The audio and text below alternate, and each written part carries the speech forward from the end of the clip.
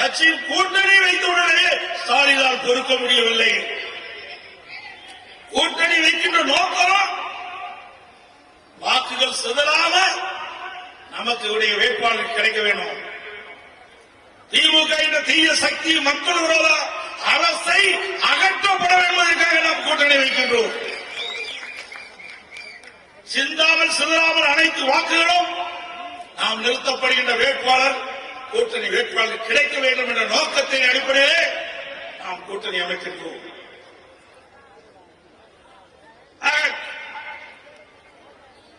பல பேர் பேசுகின்றார்கள்.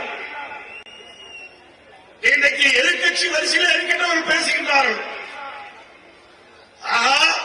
எடப்பாடி பழனிசாமி பாரதிய ஜனதா கட்சியோட கூட்டணி வச்சுட்டாரு. பாரதிய ஜனதா கட்சி அண்ணா திமுக கபடிகளும் செஞ்சு விடுவோம் என்று.